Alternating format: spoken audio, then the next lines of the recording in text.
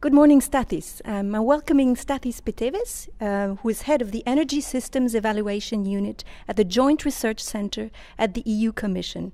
Stathis, could you start with explaining what you do at the Joint Research Centre? Thank you very much, Jana. Thanks the organizers for giving us the opportunity to be here today in this very important meeting. I work for the Joint Research Centre of the European Commission. Many people do not know of us, but it will suffice saying that we are the in-house science service to the Commission. So our role at our mission is to scientifically and technically underpin policy making. My role is predominantly to support energy technology policy. Very interesting there. So you can actually tell us what the key innovations and technological developments will be in the next 10 to 15 years and how they will be changing the energy system. Is that right? I will try. First of all, I have to fulfill my role, which is for a technology neutral approach. However, I will indicate to you my personal preferences as far as what it needs to be developed and what needs to be taken up in the market in order to facilitate the energy transition. I will group that into three types of technologies. The one is whatever it can provide smartness to the system, whether that is at national, regional, city, or even at residential, at home level. The second is technologies that will integrate the various technologies and provide synergies among the various energy vectors. For example, electricity with heat, electricity with fuels. And the last class of technologies is engineering solutions that bring about more interaction and integration between the technologies at systemic level. Now, I did not answer your question with specific examples, but let me continue on, provide you with some hints. For example, things as far as home automation.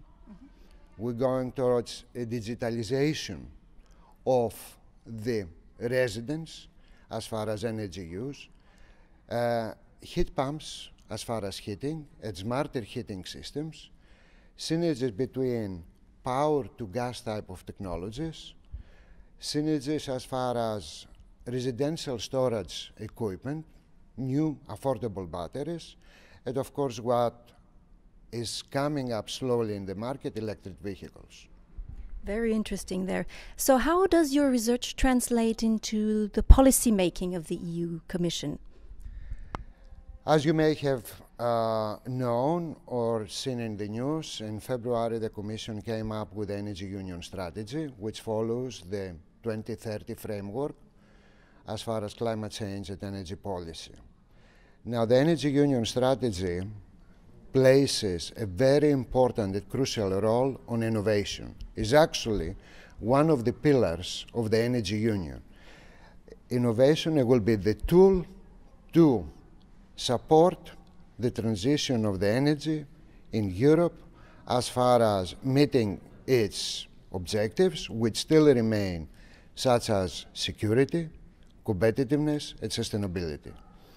Therefore, in the context of the innovation pillar, we are busy in enhancing and strengthening the strategic energy technology plan of the European Commission and of the Union, and also we're seeking for, in 2016, coming up with a new communication meeting our ambition for Europe to be the leader in energy technological innovation. That is fascinating. So we are in Poland, in Central and Eastern Europe. What do you see as the key opportunities and challenges for the energy sector to adapt new technologies and more smartness? Indeed, we are in Poland, in a very beautiful city that I had the opportunity to visit once. It is pity I don't have more time to enjoy the city. Poland, the central member states, as every member state of the Commission, faces the challenge face the challenge that whatever they do, it affects its neighbors. It affects the overall European energy system if we are going for more integration and interaction between all the member states. Of course, there are specific issues related with this region. For example, it's decarbonization of the power generation mix. It's energy security as far as natural gas supplies. But these are some specific issues for the region that I'm certain will be discussed about and addressed during this conference. Thank you very much. Thank you. Very interesting.